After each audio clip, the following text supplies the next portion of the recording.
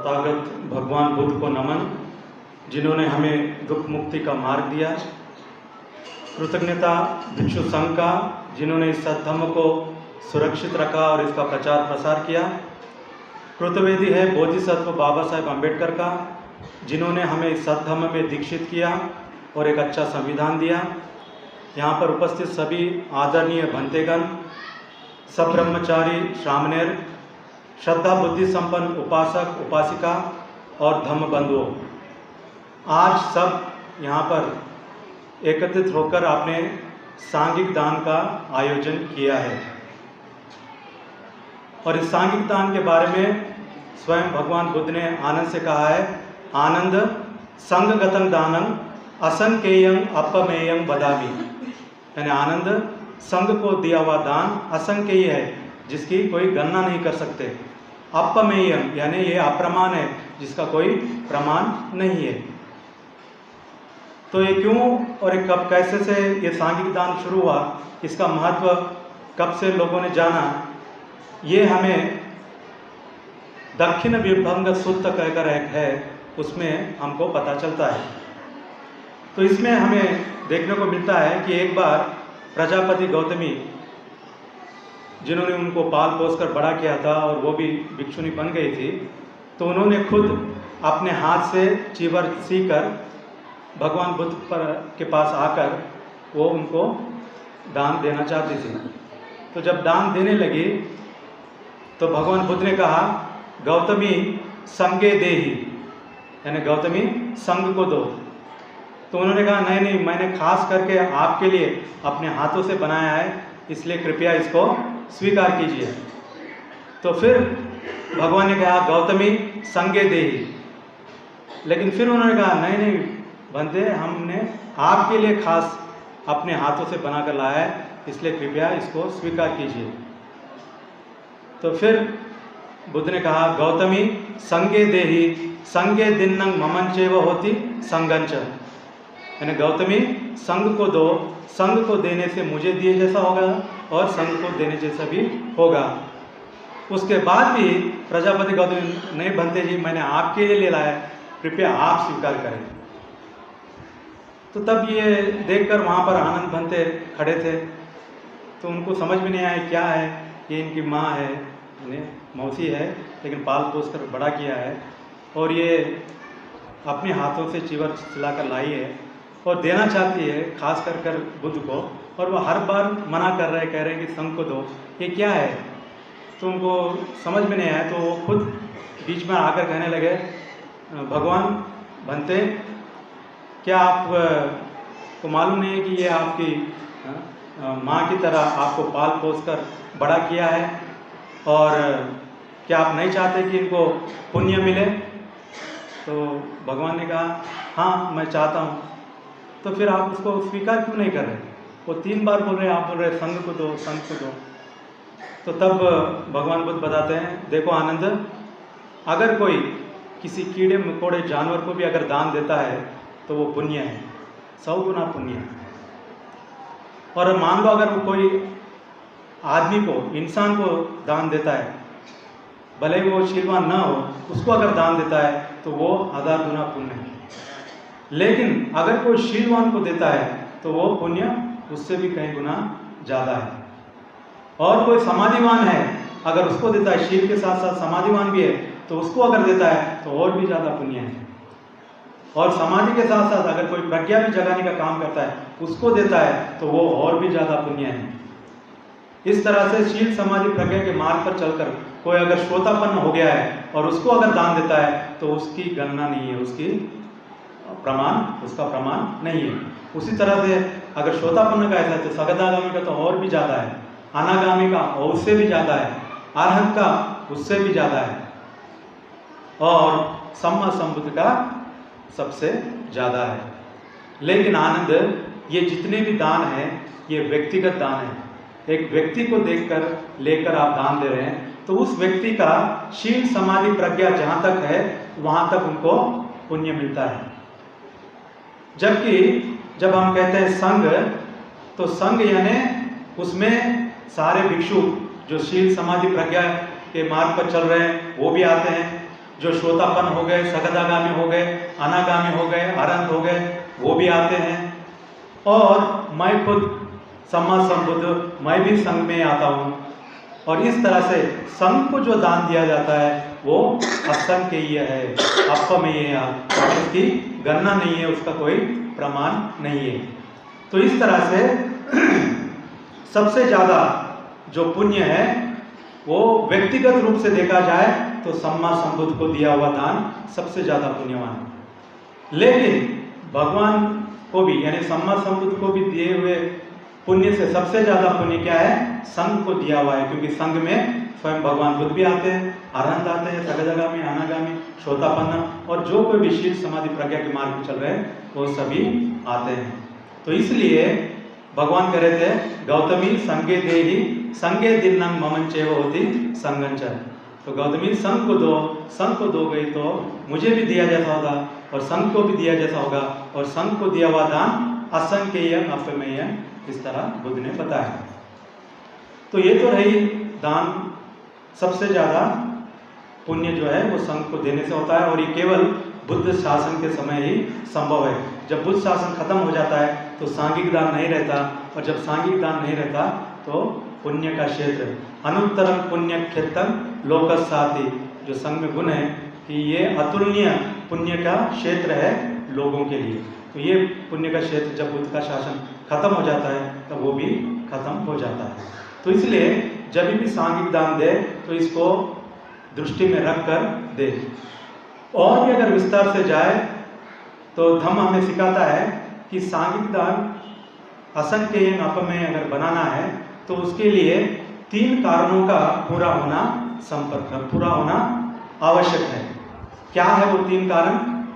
पहला कारण है प्रतिग्राहक संपत्ति, दूसरा कारण है ध्येय धम्म संपत्ति, और तीसरा कारण है दायक संपत्ति। प्रतिग्राहक संपत्ति का अर्थ है दान लेने वाले पक्ष की संपूर्णता। ध्येय धम्म संपत्ति का अर्थ है दान देने वाले वस्तुओं की संपूर्णता। दायक संपत्ति का अर्थ है दान देने वाले पक्ष की संपूर्णता। इन तीनों को भी समझकर, इनकी संपूर्णता को समझकर जब कोई दान देता है तब वो सही मायने में सांघिक दान संपूर्ण होता है, और उस मायने में वो महत्फल और महानिशंस कहलाया जाता है। तो जब हम कहते हैं कि प्रतिग्राहक संपत्ति, पहला कारण है प्रतिग्राहक संपत्ति यानी दान लेने वाले पक्ष की संपूर्णता। तो यहाँ पर दान लेने वाला कौन है? अगर आप समझते हैं कि ये लोकोत्तर विहार का ये बनते हैं या लोक उतार के इतने बनते हैं तो हम उनको दान दे रहे हैं, ऐसा अगर आप सोचते हैं तो फिर वो व्यक्तिगत ही दान हो जाता है, क्योंकि सीमित हो जाता है। लोक उत्तर बुद्ध विहार के इतने भक्तों को दिया। लेकिन जब भी हम दान देते हैं, भले वहाँ पर एक सामने क्यों ना हो, एक भूखू क्यों ना हो, वो तो खाली निमित्त मात्र है, एक प्रतिनिधि मात्र है। हमारे मन में होना चाहिए कि इनको हम प्रतिनिधि मानकर हम संघ को दान दे रहे हैं, ऐसी दृष्टि से दान देना चाहिए। और संघ का मतलब भगवान बुद्ध से लेकर जो पंचवर्गीय भिक्षु पहले बना, उसके बाद जितने भी भक्ते बने, जैसे आनंद, नंद, राहुल, सारिपुत्र, मोग्गलानंद, यानी अतीत में जितने कोई गौतम बुद्ध के शासन में प्रवचित होकर शील समाधि प्रज्ञा के मार्ग पर चलकर मार्गफल प्राप्त किए, वो सब संघ की गणना में आते हैं।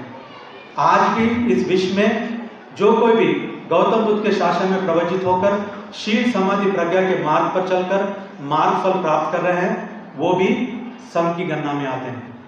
भविष्य में भी जो कोई भी इस गौतम बुद्ध के शासन में प्रवचित होकर शील समाधि प्रज्ञा के मार्ग पर चलकर मार्गफल प्राप्त करेंगे, वो भी संघ की गणना में आते हैं।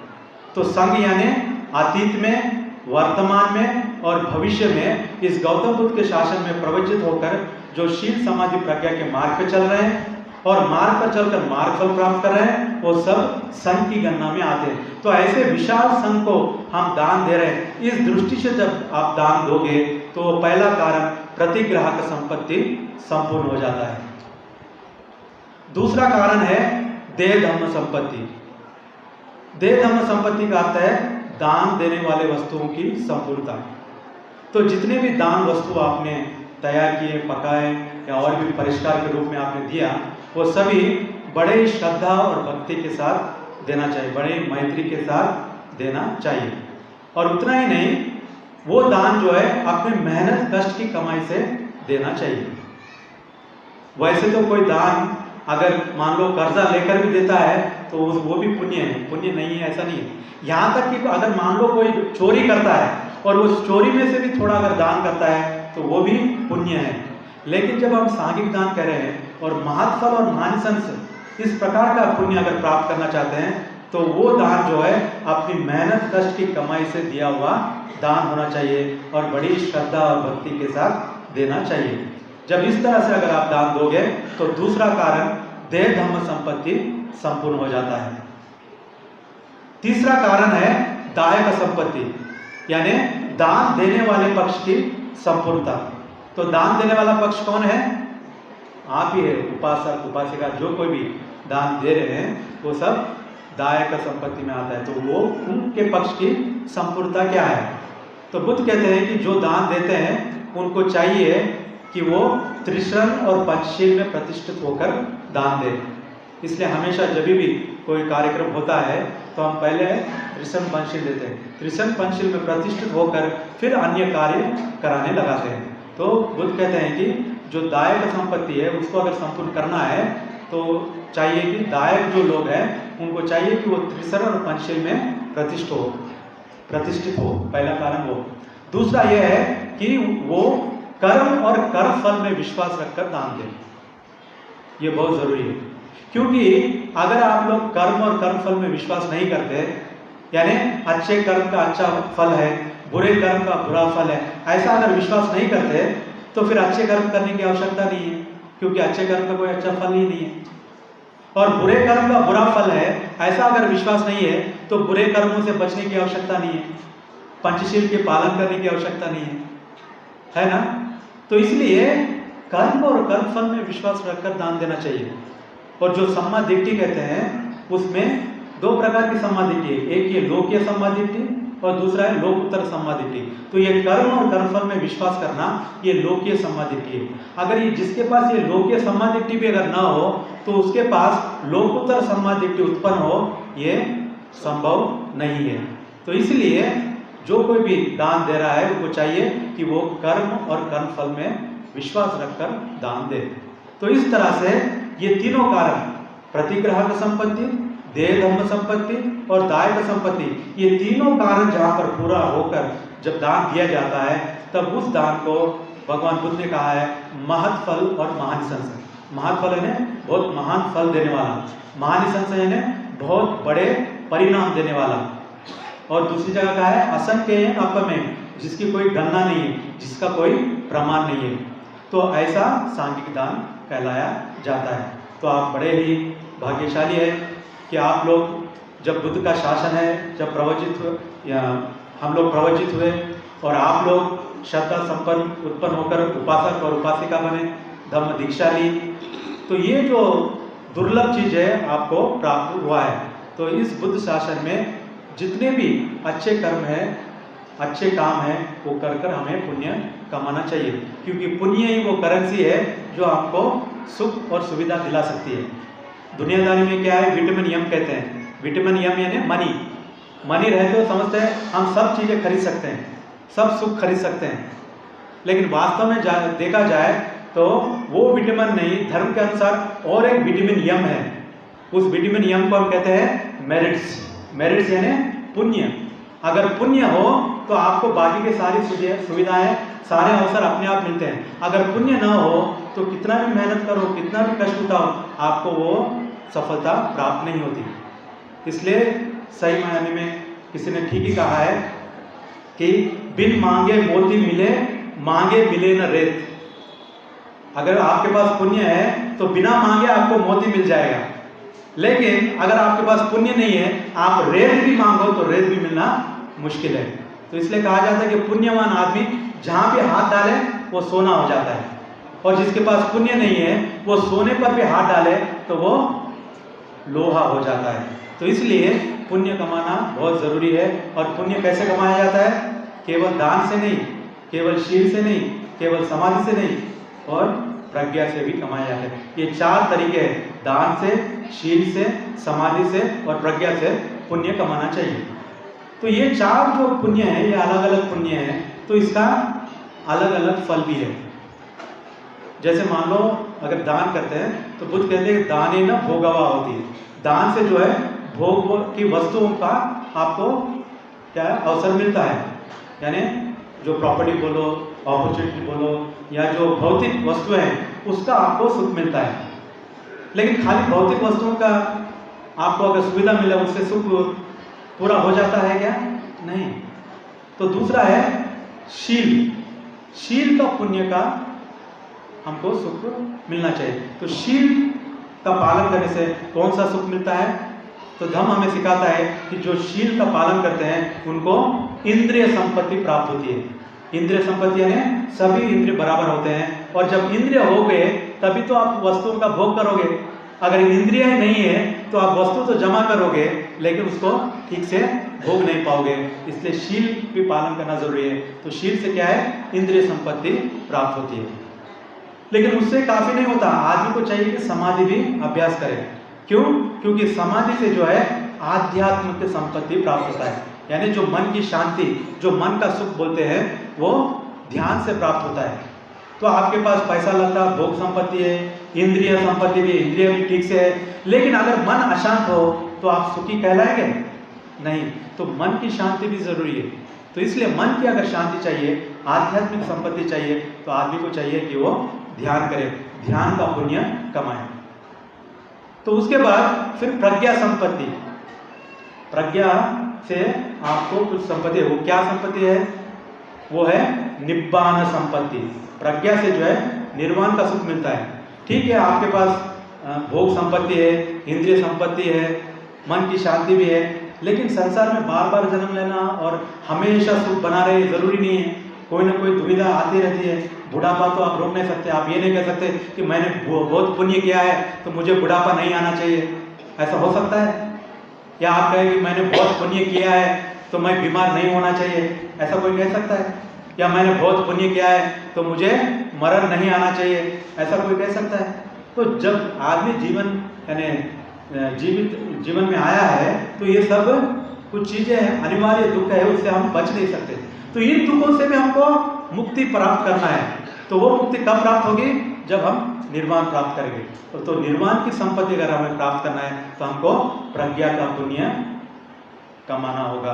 तो इस तरह से जो बौद्ध लोग हैं वो केवल दान से संतुष्ट नहीं होते, वो केवल शील से संतुष्ट नहीं होते, वो केवल समाधि से संतुष्ट नहीं होते, वो प्रज्ञा का भी अभ्यास करते हैं और निर्वाण जैसे परम सुख को प्राप्त करने का प्रयत्न करते हैं। तब जाकर उनको सभी प्रकार का सुख मिलता है। दान से भोग संपत्ति मिलती है, शील से इंद्रिय संपत्ति मिलती है, ध्यान से आध्यात्मिक संपत्ति मिलती है और प्रज्ञा से निर्वाण की संपत्ति मिलती है। इस तरह से सुख जो है संपूर्ण रूप से प्राप्त कर सकते हैं। तो मैं उम्मीद करता हूँ कि आप सब जो यहाँ पर आए, आपने आज दान दिया, कृष्ण पक्ष लेकर शील में प्रतिष्ठित हुए, ध्यान से सुना, ये भी अपने आप में एक समाधि है। और सत्य क्या है, गलत क्या है, ठीक क्या है, अच्छा क्या है, बुरा क्या है, इसको समझने का प्रयत्न किया, तो ये अपने आप में प्रज्ञा है। तो इस छोटे से समय में क्यों न हो, आपने दान, शील, समाधि और प्रज्ञा, ये 4 ही पारमियां आज यहाँ पर पूरी की है। एक एक बूंदी डाला हो, लेकिन आपने ये 4 पारमियों में एक एक बूंद अपने घड़े में डाला है। तो ये जो पुण्य आज आपने कमाया है, ये पुण्य आपके सुगति और प्रगति के लिए हेतु हो, साथ ही साथ परम सुख जिसे निर्वाण कहते हैं वो सब आपको प्राप्त हो। ऐसे हम आप सब के लिए मंगल कामना करते हैं। आप सबका मंगल हो, आप सबका भला हो।